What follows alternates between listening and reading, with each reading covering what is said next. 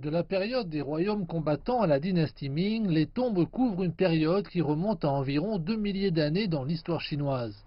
Elles sont situées dans ce qui est maintenant un parc scientifique et technologique et couvrent une superficie de plus d'une dizaine de kilomètres carrés.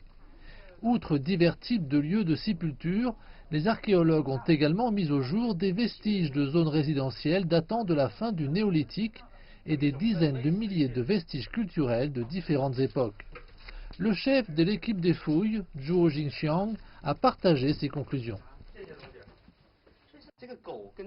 Ce chien et cette figurine en poterie étaient utilisés pour protéger le propriétaire contre les aléas des mauvais esprits.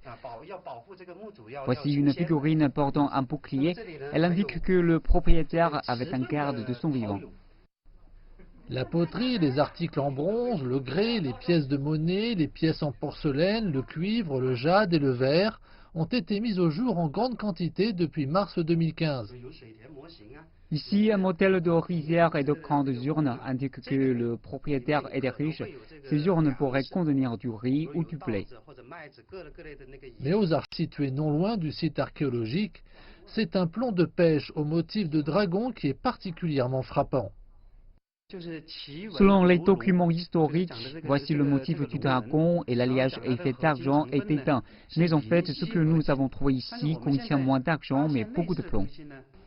Cette tombe datant de la fin de la dynastie Han, de 202 avant notre ère à 220 après Jésus-Christ, a été exceptionnellement trouvée en excellent état.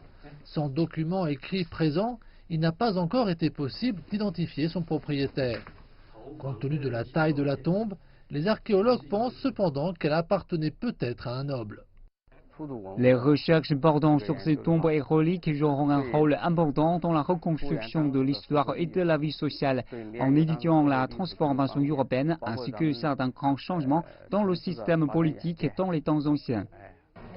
Un seul trésor peut cacher de nombreuses histoires, sans parler des milliers de reliques découvertes ici dans le sud de Chengdu.